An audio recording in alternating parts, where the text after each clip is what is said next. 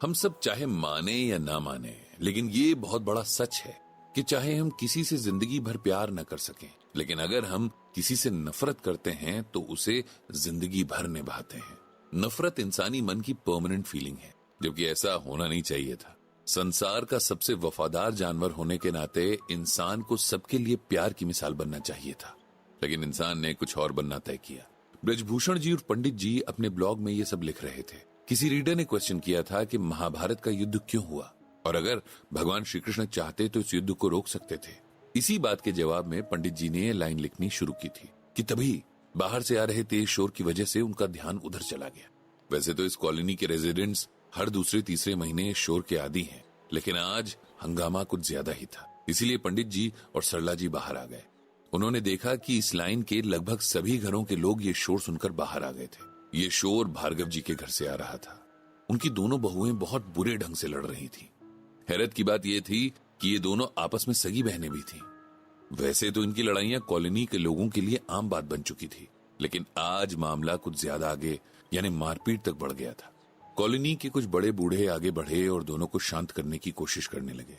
भार्गव जी, जिनकी ये दोनों बहुएं थीं, वे बेचारे एक कोने में अपना सर पकड़कर बैठे हुए थे। मन ही मन भगवान का शुक्रिया अदा कर रहे थे कि उनकी पत्नी विमला को ये दिन देखने के पहले ही अपने पास बुला लिया भगवान ने, वरना वो बेचारी तो जरा सी ऊंची आवाज से सहम जाया करती थी। इस हंगामे को कैसे बर्दाश्त करती। उसके दोनों बेटे अपनी पत्नियों को चुप कराने की कोशिश करते हुए थक चुके थे। बच्चे बेचारे एक कमरे में टीवी देखने के बहाने खुद को उस टॉक्सिक माहौल से बचाने की कोशिश कर रहे थे, लेकिन उनके मासूम मन तो बहुत पहले इन झगड़ों से डर चुके थे और पता नहीं उनकी पर्सनालिटीज पर इन बातों का आगे चलकर क्या असर होगा।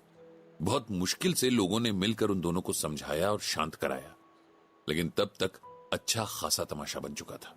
सरला जी और पंडित जी अपने घर को लौट आए। लौटकर सरला जी पंडित जी से उन दोनों के बारे में ही बात करने लगी। सपना और अर्चना दोनों सगी बहनें थी।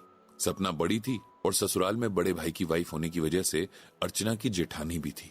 दोनों में बहुत प्यार था, नेचुरली जैसे दो बहनों में होना चाहिए। इसी प्यार की वजह से ही सपना ने अपने देवर संदीप से अपनी बहन की शादी करवाई थी, जबकि उसके ससुर भार्गव जी और हस्बैंड प्रदीप इस शादी के खिलाफ थे। वो जानते थे कि मायके की बात अलग होती है, वहां दुनिया के बाकी झमेले नहीं होते भी हैं तो उनके पेरेंट्स आप तक आने नहीं देते, लेकिन शादी के बाद आपको बहुत सारी चीजों के साथ तालमेल बिठाना पड़ता है। रिश्ते बदल जाते हैं तो एक्सपेक्टेशंस भी बदल जाती हैं और उन पर खरे ना उतरे तो जीवन मुश्किल होता जाता है। सपना और अर्चना के केस में भी यही हुआ था। भार्गव जी की वाइफ की डेथ बहुत पहले हो चुकी थी।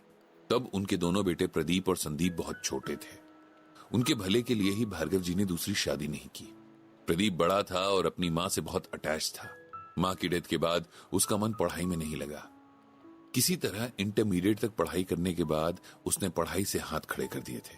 फिर भार्गव जी ने अपने प्रोविडेंट फंड से पैसे निकालकर उसके लिए गारमेंट्स की एक शॉप डाल दी।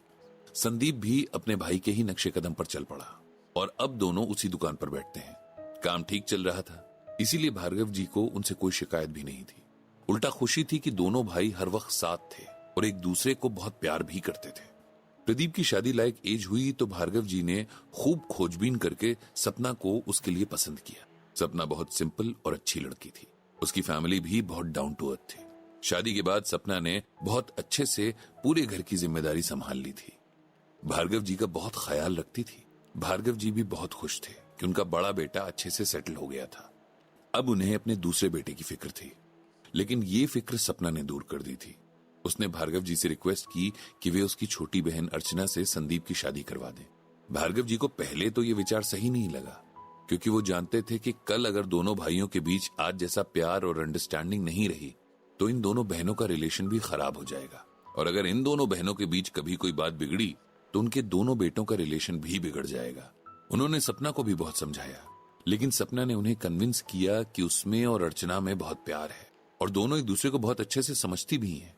और फिर संदीप और प्रदीप भी तो एक दूसरे को बहुत अच्छे से समझते हैं, इसीलिए भार्गव जी को अर्चना और संदीप की शादी कर देनी चाहिए। सपना के इस तरह कन्विंस करने से भार्गव जी मान गए और कुछ महीनों बाद संदीप और अर्चना की शादी हो गई।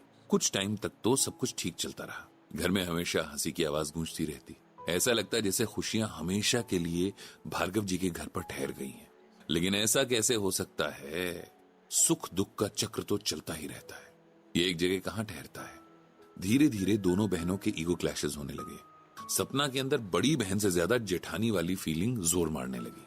उसे लगता था कि वो बड़ी है और सारे फैसले उसकी मर्जी से होने चाहिए, जबकि अर्चना को लगता था कि वो किसी बात में सपना से कम नहीं है, तो उसकी राय भी ली जानी जरूरी है।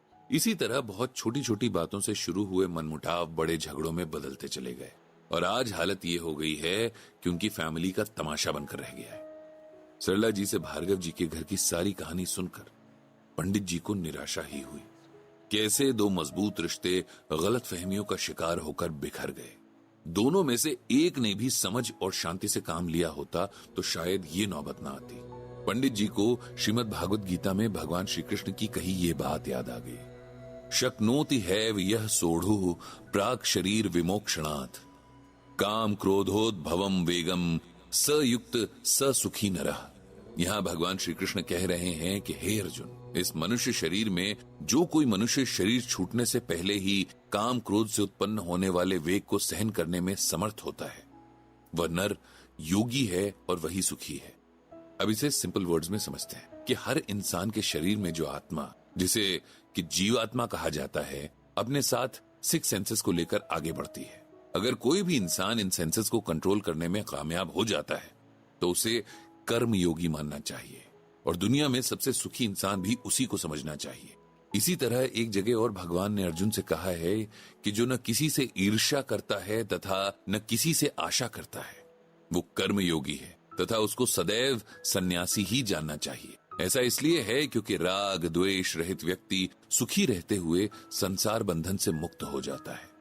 इसे सिंपल वर्ड्स में ऐसे समझिए कि हर इंसान को, चाहे स्त्री हो या पुरुष, एक दूसरे से जेलसी नहीं रखनी चाहिए, किसी से एक्सपेक्टेशन भी नहीं रखनी चाहिए। ऐसा इंसान दुनिया के झमेलों के बीच भी सन्यासी की तरह ही रहता है, सदा सुखी रहता है और अंत में मुक्त हो जाता है। दुनिया के हर झगड़े की जड़, चाहे वो परिवार के अंदर हो या बाहर, यही सब चीजें हैं। जिन्हें ये बात समझ में आ जाती है उनके रिश्ते और वो खुद बचे रहते हैं, और जिन्हें समझ नहीं आती है उनके आसपास सब बिगड़ जाता है। जेलसी और ईगो ने ही सपना और अर्चना के इतने प्यारे रिश्ते को खराब कर दिया और उनके साथ साथ उनके पूरे परिवार की शांति भी खराब करके रख दी। पंडित जी सरला जी से बोले कि इसीलिए तो गीता ज्ञान सबके लिए जरूरी है। उन्होंने भगवान श्री कृष्ण से सपना और अर्चना को सद्बुद्धि देने की प्रार्थना की।